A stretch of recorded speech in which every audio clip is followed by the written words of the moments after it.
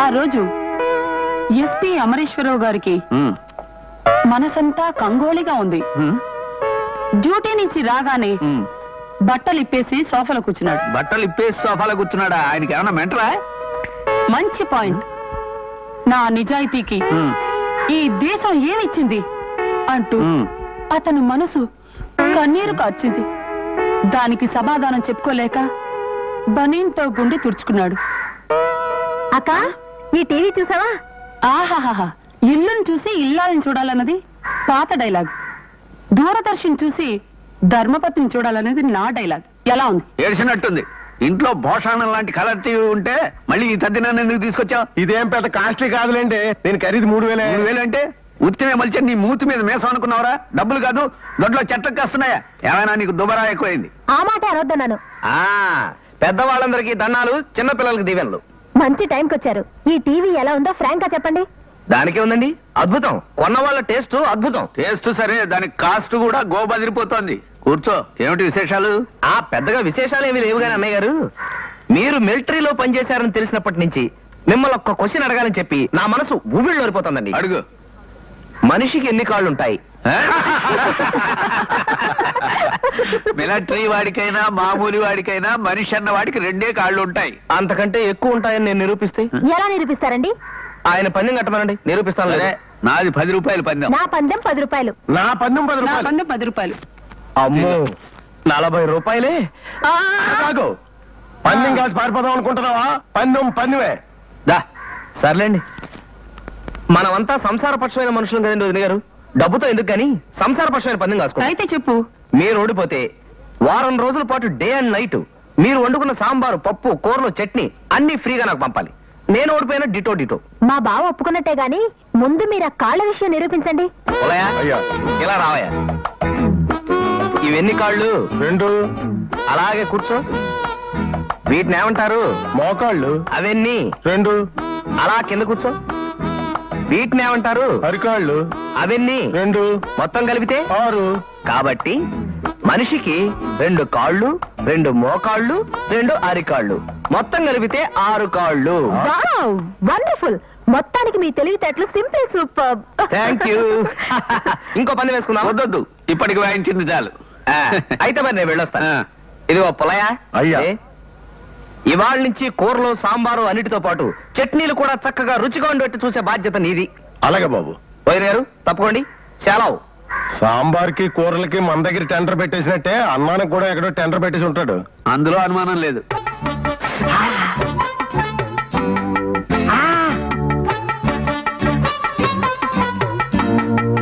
Hello బావ గారు, ఏం చేస్తున్నారు? బంతులాట ఆడుకుంటున్నాను. అదేమిటండి ఇస్త్రీ చేస్తూ? మరి చూస్తే అడగడం ఎందుకు? సరే, మీరు ఇలాగే చెంబిస్త్రీ చేసుకుంటారా? మా ఇంట్లో తపేళాలు లేవు. మ్మ్. భలేవరే, ఏదో బ్రహ్మచారిని, చిరుద్యోగిని, నెలాఖరు, విటమిన్ ఎంకి కొంచెం కష్టమయ్యి డబ్బు అవసరం అయితే నన్ను అడగలేకపోయారా? అది నా పాలసీకి విరుద్ధం. అప్పుగానేనండి. అమ్మో, అది అసలు విరుద్ధం. ఓ పని చేద్దామండి, ఓ చిన్న క్వశ్చన్ అడుగుతాను, దానికి మీరు సమాధానం చెప్పండి. మీరు ఓడిపోతే 50 రూపాయలు ఇచ్చేయండి.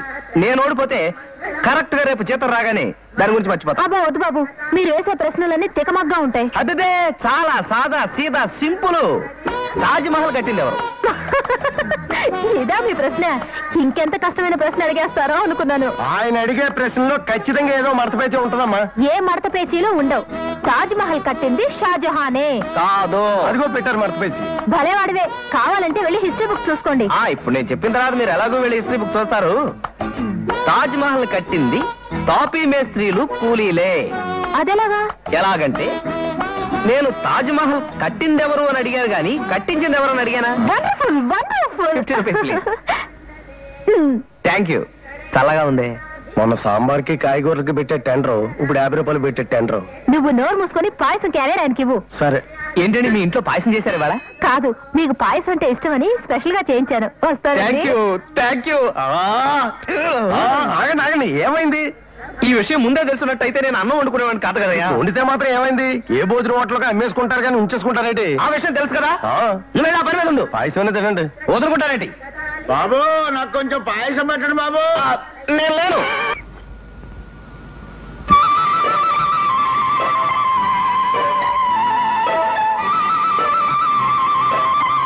ఏంటి బావా, చేస్తున్నావు? ఓ పెద్దంతో బ్రాకెట్ నెంబర్ చూస్తున్నట్టున్నారు గెడ్లో. పుల్లయ్య, అయ్యా. నువ్వు దయచేసి నోర్మి. సూర్యరశ్మి కాంతితో ఈ పీచు వెలిగించడానికి ట్రై చేస్తున్నాను. వెలిగించి ఏం చేస్తా? పొయ్యి వెలిగిస్తాను. పొయ్యి వెలిగించడానికి ఈ తత్తంగా అంతా ఎందుకయ్యా? అగ్గిపెట్టి కొనుక్కుంటే పోలా?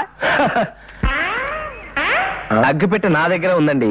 మరుంటే ఈ ఎండలో చెమటలు కక్కుంటూ ఈ పీగులాట పంచాంగం అంతా దేనికి? పొదుపండి, పొదుపు. ఈ పెట్టెలో ఎన్ని పొలాలు ఉంటాయి? అది 50 ఉంటాయి, నాకు తెలుసు. రోజుకి ఎన్నిసార్లు పొయ్యి వెలిగిస్తాం మనం? 2. ఆ విధంగా వాడితే ఈ పెట్టె 25 రోజులు మాత్రమే వస్తుంది. అలా కాకుండా పగలపూట సూర్యరశ్మితో గనక పొయ్యి వెలిగించినట్టయితే రాత్రిపూట కేవలం ఒక్క పొల్లే ఉపయోగిస్తాం. తద్వారా ఈ పెట్టె 50 రోజులు వస్తుంది. పొదుపండి బాబు, పొదుపు.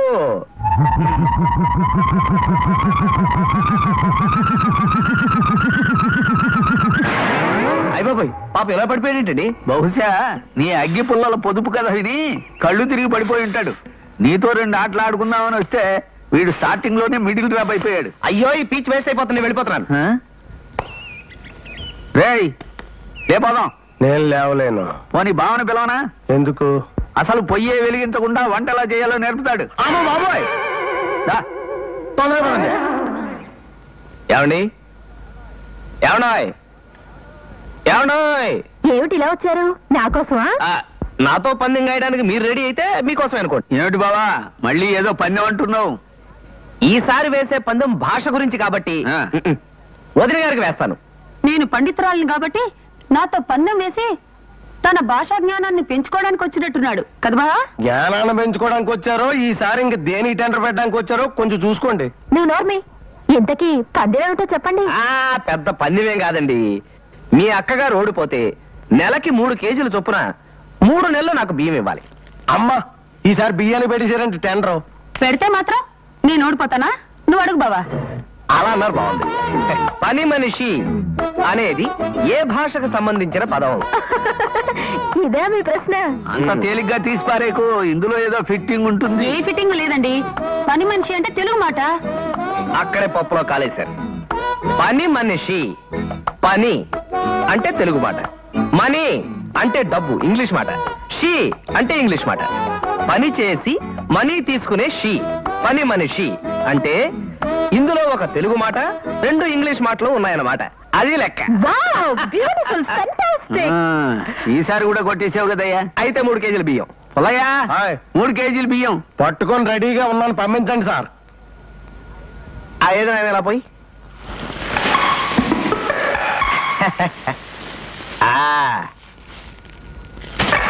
బేడీలు కొనుక్కో.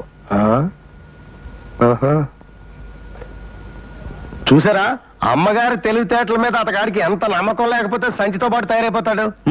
బావ చూడటానికి దొంగ కోళ్ళలో ఉన్నా తెలివితేటలు ఘనంగానే ఉన్నాయి. పొరపాటున పాలిటిక్స్ లో చేరితే ప్రైమ్ మినిస్టర్ అయిపోతాడు. బిజినెస్ లైన్ లో గెడితే బిర్లాలని మించిపోతాడు, అనుమానం లేదు. మీ బావగారిని చూస్తే నాకు చాలా జాలిగా ఉందండి. మీరు చెప్పినా మీ అక్కగారు వినరా? నేనే కాదు, సాక్షాత్తు సరస్వతీదేవి బ్రహ్మదేవుడితో కలిసొచ్చి చెప్పినా సరే వెళ్దు. Ice fruit. మీకు ఐస్ ఫ్రూట్ అంటే ఇష్టమేనా? చాలా ఇష్టం, తీసుకుంటాను. ఉండండి ఉండండి. మగవాళ్ళు ఉండగా ఆడపిల్లలు తీసుకోవడం నాకు అంతగా మీకు నచ్చదు. డబ్బు కాస్త ఇబ్బందిగా ఉందన్నారు. ఇబ్బంది అనుకోండి, అయినా పర్వాలేదు. 2 ఐస్ ఫ్రూట్ పట్టరావయ్యా. మనం 10 రూపాయల లెవెల్కి ఏదైనా చిన్న పందెం వేసుకున్నాం. ఏమిటి? ఇప్పుడు ఆలస్యం చేస్తే కరిగిపోయేది, తర్వాత మిగిలిపోయేది ఏమిటి? వయసు కాదు, ఐస్. తర్వాత మిగిలిపోయేది మధ్యలో పుల్ల. మీ సమయస్ఫూర్తికి నిజంగా తర్వాత మెచ్చుకుందరు గాని ముందు ఆ 10 రూపాయలు వరకు ఇచ్చేయండి. ఏదోది 10 రూపాయలు ఫ్రీగా వచ్చిన తర్వాత ఈ ఐస్ ఫ్రూట్లు ఎందుకంటే ఏకంగా ఐస్ క్రీమ్లే తిందాం. ఇదిగో బాబు, ఇలా రావయ్యా, వెళ్ళరా. ఈ ఐస్ ఫ్రూట్ పట్టుకెళ్ళి ఐస్ క్రీమ్లు పట్టరా. మీకేదైనా జీవితాశయం ఉందా అండి? ఎందుకు లేదండి. సాధారణంగా మగాళ్ళకైతే 3, ఆడాళ్ళకైతే 4 ఉంటాయి. ఏమిటి? అదే జీవితాశయాలు. మగవాళ్ళకైతే జీవితాశయం, జీర్ణాశయం, అన్నాశయం ఉంటాయి.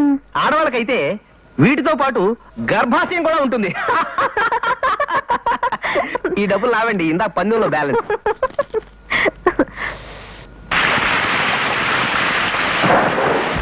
అబ్బా, ఈ వర్షంలో ఈయన ఏ అవసరం పడుతున్నారో పాపం. చిట్టపట్ట చిన్నుకుళ్ళు పడుతూ ఉంటే, చిట్టపట్ట చిన్నుకుళ్ళు పడుతూ ఉంటే చిటపట చిన్నుకులు పడుతూ ఉంటే చెలికాడే చిచి చెలికత్తే సరసన ఉంటే చెలికత్తే సరసన ఉంటే. ఏమిటండి వర్షంలో తడుస్తున్నారు? వర్షంలో తడు బ్రహ్మాండంగా స్నానం చేస్తా ఉంటే. ఏమిటి వర్షం నీళ్ళతోనా? ఏ వర్షం నీళ్లు కదా, ఆ నీళ్లతో పంటలు పండగలేంది, అవి మనం తిరగాలేంది, వాటితో స్నానం చేస్తే తప్పొచ్చిందా? నీళ్ళలో ఎక్కువసేపు తడిస్తే జలుబు చేయదు?